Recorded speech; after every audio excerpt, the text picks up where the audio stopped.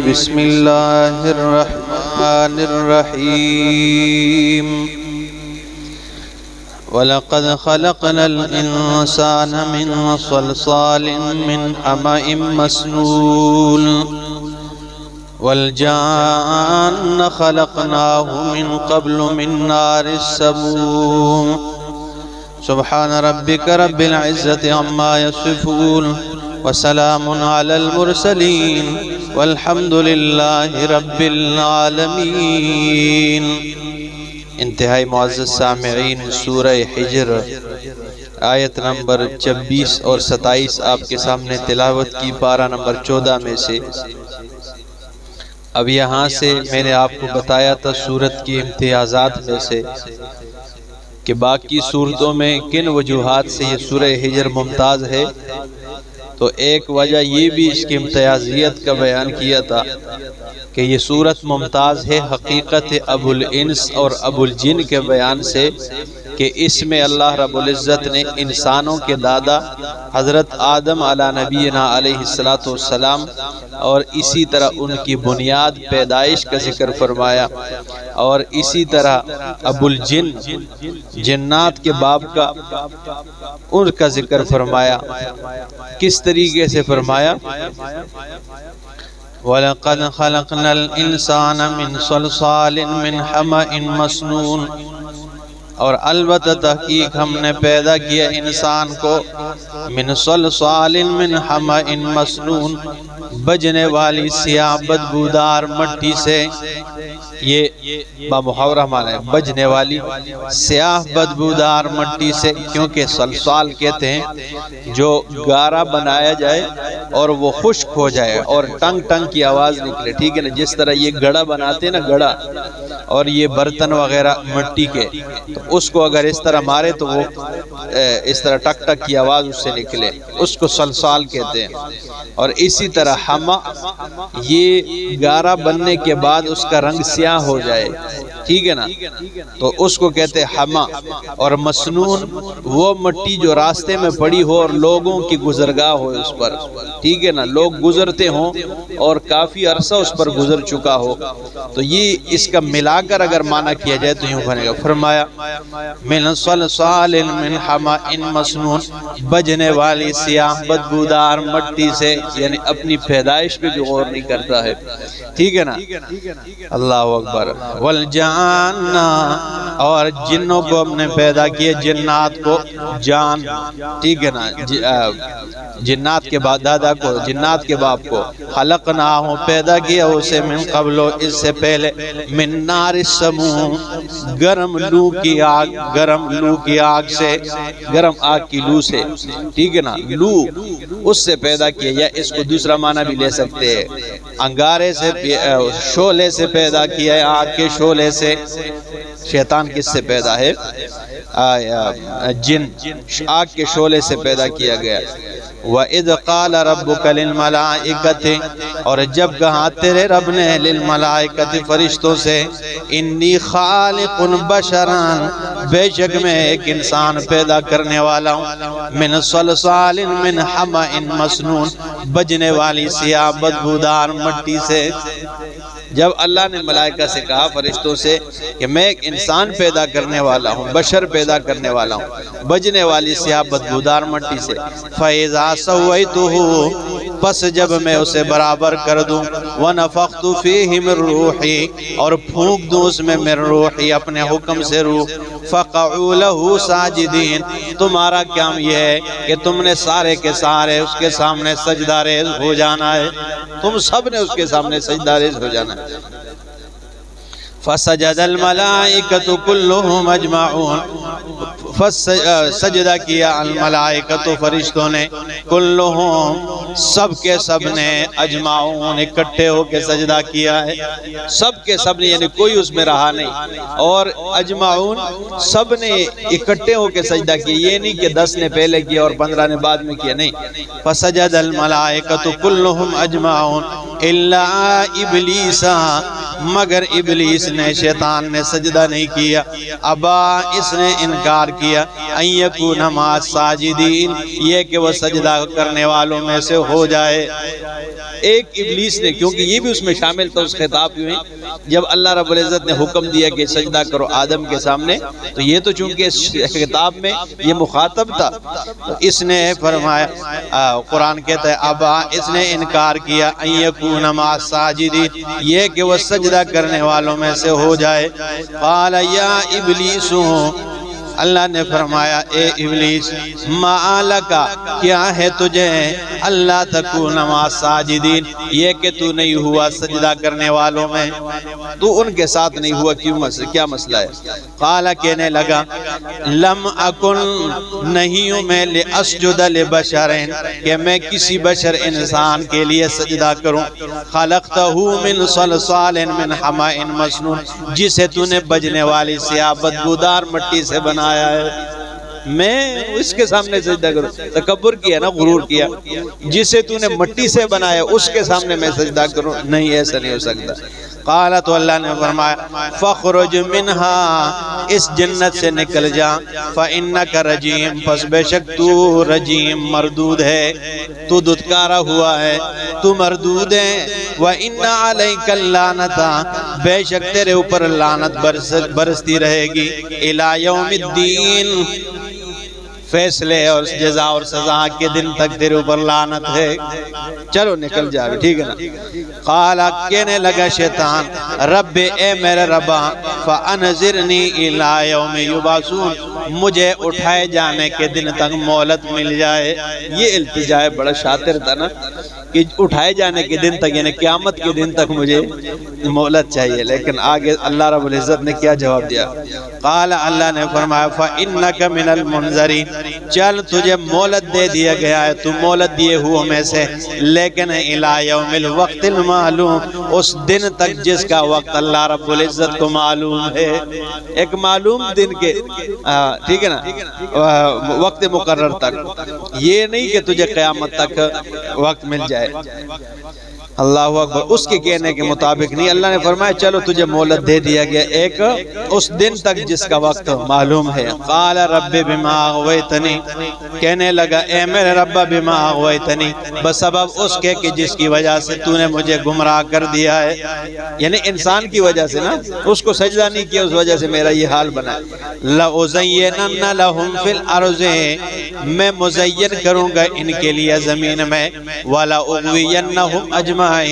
اور ان کو سب کے سب کو میں گمراہ کروں گا، الا عبادک منہم المخلصین، مگر ان میں جو تیرے مخلص اور صاف ستھرے بندے۔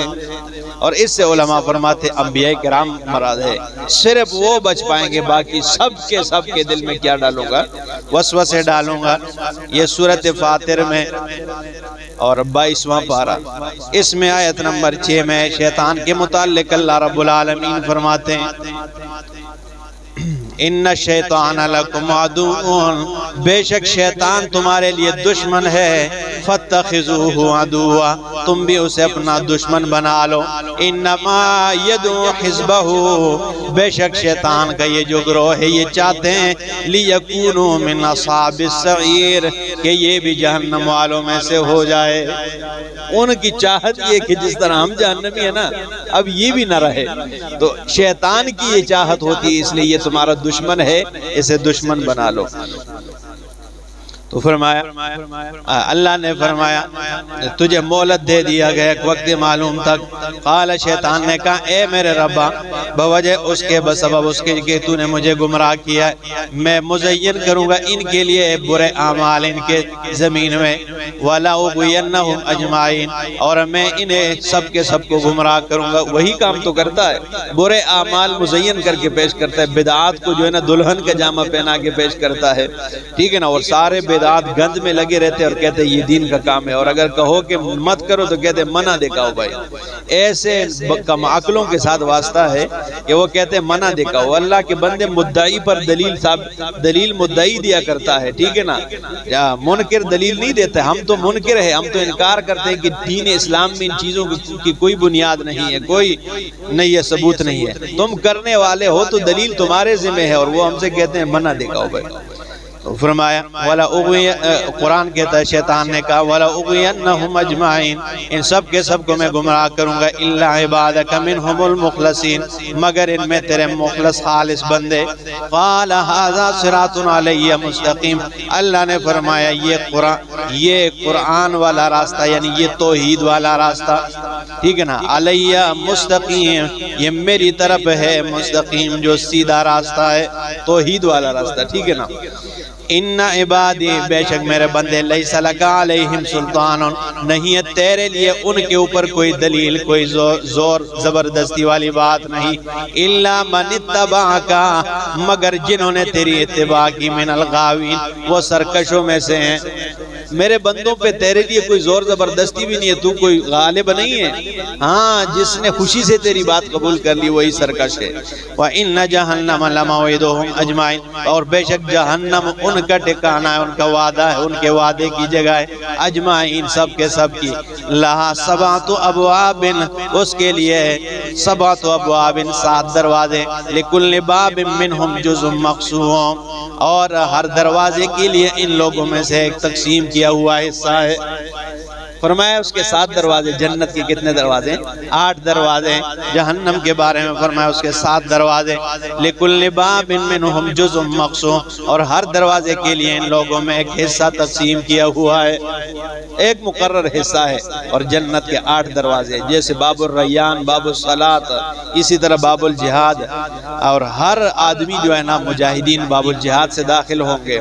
صدیق اکبر رضی اللہ تعالیٰ عنہ نے سوال کیا یا رسول اللہ ایسا بھی کوئی خوش نصیب ہوگا کہ جنت کے یہ 8 دروازے اس کو بلائیں نبی علیہ السلام نے فرمایا ہاں ایسا خوش نصیب میرے امت میں موجود ہے کہ جنت کے 8 دروازوں سے پکارا جائے گا اسے فرمایا وہ کون خوش نصیب ہے فرمایا ابو بکر صدیق وہ آپ ہے کہ جنت کا ہر دروازہ پکارے گا کہ اے ابو بکر آ جا میرے اندر سے داخل ہو جا جنت میں داخل ہو جا تو ہر دروازہ ابو بکر صدیق کو پکارے گا اللہ اکبر آگے فرمایا ان المتقین فی جنات وعیون بے شک متقین اور پرہیزگار فی جنات باغات میں ہوں گے وعیون اور چشموں میں ہوں گے ادخلوها بسلام آمنین انہیں کہا جائے گا داخل ہو جاؤ سلامتی اور امن کے ساتھ داخل ہو جاؤ 2 چیزیں سب سے بڑی نعمت ہوتی ہے سلامتی امن ہو ملک میں امن ہو شہر میں امن ہو تو کتنی بڑی نعمت ہوتی ہے ٹھیک ہے نا تو فرمایا انہیں کہا جائے گا سلامتی کے ساتھ امن کے ساتھ داخل ہو جاؤ فرشتے استقبال کے لیے کھڑے ہوں گے ٹھیک ہے نا سورہ زمر میں بڑا زبردست نقشہ ہے کسی موقع پہ چلو وہ بھی فرمایا انہیں کہا جائے گا داخل ہو جاؤ بسلام آمنین امن کے ساتھ سلامتی کے ساتھ وَنَزَعْنَا مَا فِي صُدُورِهِم مِّنْ غِلٍّ اللہ فرماتے ہیں ہم نکال دیں گے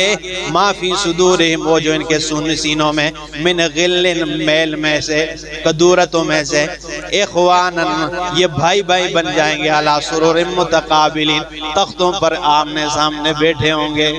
فرمایا ان کے دلوں میں کوئی رنجشیں ہو بھی مومنوں کے دلوں میں دنیا میں تو وہ ہم کیا کر دیں گے نکال دیں گے صحابہ کرام کے متعلق اللہ نے فرمایا سب کے سب جنتی ہے دنیا میں اگر ان کے آپس میں کوئی مشاجرات اور کوئی رنجش آئی بھی ہے آپس میں تو اللہ فرماتے ہیں میں سب کا سب نکال کر ان کو بھائی بھائی بنا دوں گا پھر ان کا کیا حال ہوگا وہاں پہ یہ تو ذلیل و رسوائی ہو جائیں گے کہ جو صحابہ کرام کی چھوٹے چھوٹے اختلافات کو بنیاد بنا کر نبی کریم صلی اللہ علیہ وسلم کے